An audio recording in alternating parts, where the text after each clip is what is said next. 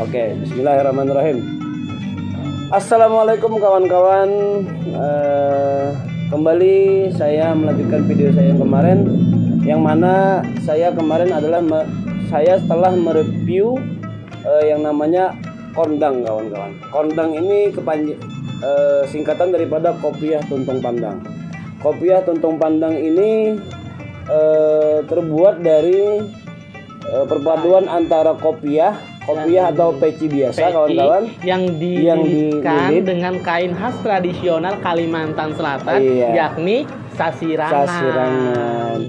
Adapun kain sasirangan ini adalah batik khas Kalimantan Selatan. Itu ciri khasnya dari orang-orang Kalimantan Selatan, dengan ciri khas dengan kain tradisional disebut dengan sasirangan. Oke, kawan-kawan, kemarin kita sudah mereview peci kondang ini, ya, kopiah tuntung pandang ini. Sekarang saya berada di rumah produksi kondang. Salah satunya ada di Desa Tampang, Kecamatan Plehari, Kabupaten Tanah Laut. RT berapa? RT 1. RW berapa? RW 1. Dusun 1, kawan-kawan. Nah, di sini saya langsung bersama salah satu pengrajin yang membuat kondang ini, kawan-kawan. Dengan abang siapa kita berbicara? Oke, saya dengan Rohayat, salah satu IKM yang ada di Kabupaten Tanah Laut, yaitu dengan IKM High Art. High Art ya? Iya. Oh, High Art, kawan-kawan. Tadi saya bilang Hayat Art, dan ternyata adalah cuma High Art. Nah, jadi perpaduan dari Hayat seni. Oh, Hayat seni, kawan-kawan. Artnya itu art seni. Oh, art seni. Ini apa namanya? Kondang. Kondang ini asal usulnya yang menciptakan kondang ini siapa sih? Kalau kondang ini sendiri dicetuskan salah satunya oleh Pak Bupati juga, dari Pak Bupati juga, dan disondingkan dengan Dinas Perindustrian Kabupaten Tanah Laut. Oh, Diskoperindak ya? Bukan. Oh, Disperindak aja ya? Bukan dinas koperasi, bukan, tapi Dinas Ketenagakerjaan dan Perindustrian. Oh, Dinas Ketenagakerjaan. Yang langsung dibawahi oleh Pak Masturi. Oh, Pak Masturi Sulaiman ya. Oh, beliau sekarang menjabat kepala dinas ya? Kepala dinas. Oh, kepala dinas untuk di Dinas Perindustrian dan Ketenagakerjaan. Oke, siap.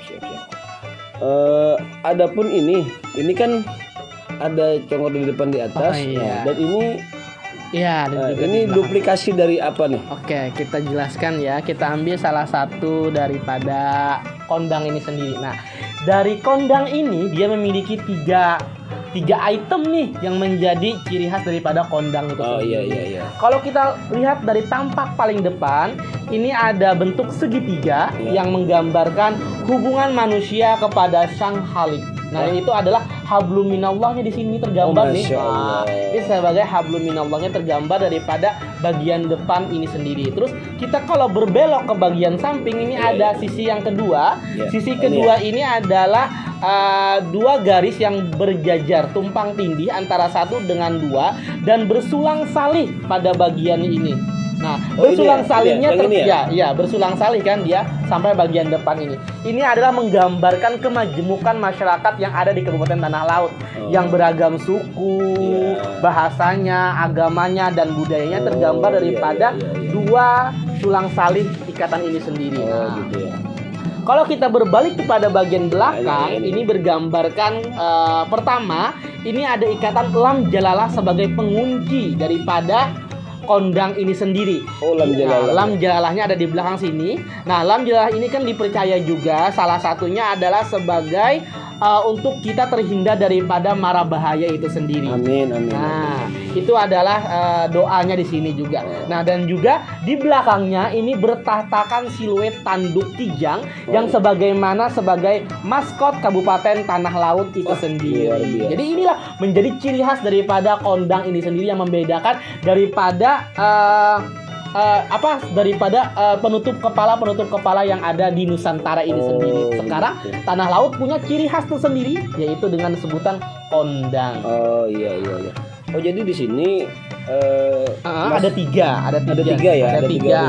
Ada unsur yang menjadi satu yang disebut kondang ini ya. Iya, betul. Begini Mas Hayat, ini kan ya seperti yang kita ketahui nih, biasanya untuk yang ini kita semua familiar ya dengan ini ya. Karena biasanya ini belangkon juga seperti ini ya. Oh, iya. Ya, belangkon.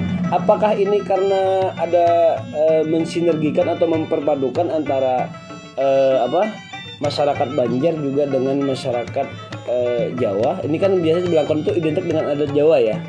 Oh ya, kemudian Banjar ini kan Banjar ya. Ya gitu. Bagaimana itu? Apakah ada filosofi yang masuk di situ juga atau bagaimana? Kalau untuk filosofinya tidak ada kaitannya dengan itu sendiri, tidak ada kaitannya dengan belangkon atau apa mirip dengan belangkon, tidak. Ini memang pure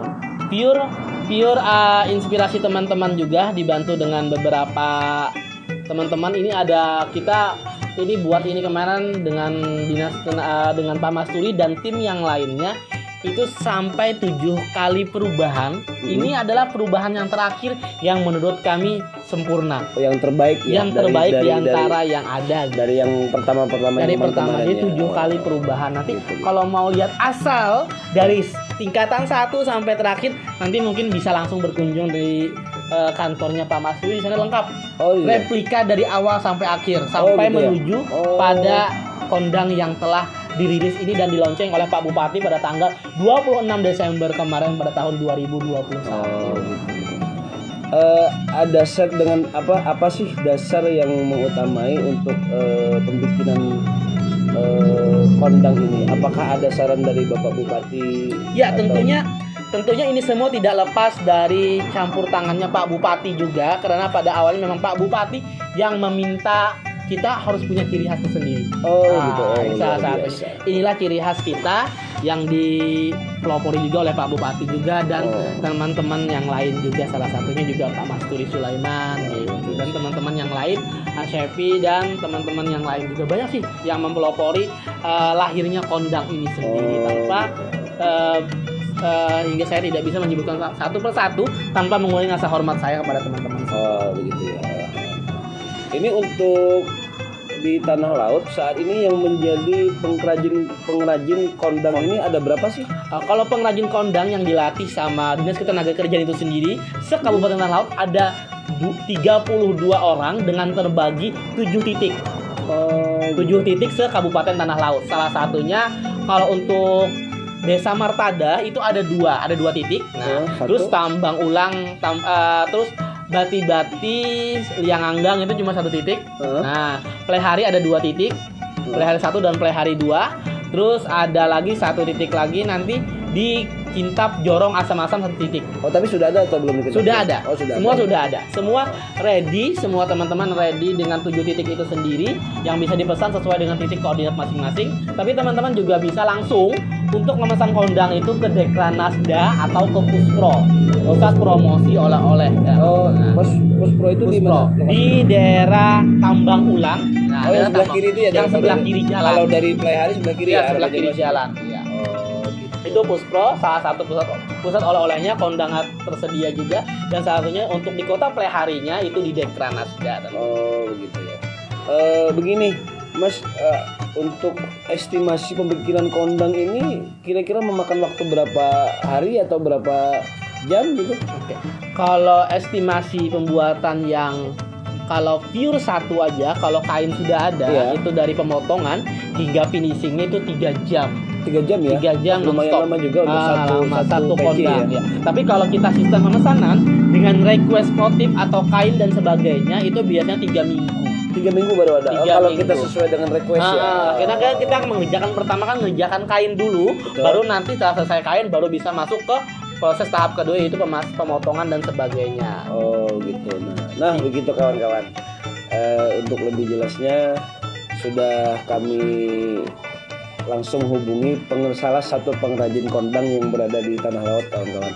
Nah, jadi jangan lupa kawan-kawan, apabila kalian berangkat ke Tanah Laut, jangan lupa untuk membeli kondang, kopiah tuntung pandang. Oke, kawan-kawan, sekian dulu dari saya. Terima kasih Mas Hayat. Semoga kondangnya semakin kondang. Dan kondang di kancah nasional dan juga kondang menjadi taraf internasional. Semoga kondang ini nanti turis-turis yang mancanegara bisa silahkan beli kondang yang ada di Tanah Laut. Jangan lupa kalau ke Tanah Laut untuk membeli kondang. Untuk salah satu souvenir oleh-oleh untuk sanak keluarga yang ditinggal. Terima kasih kawan-kawan. Assalamualaikum warahmatullahi wabarakatuh. Waalaikumsalam.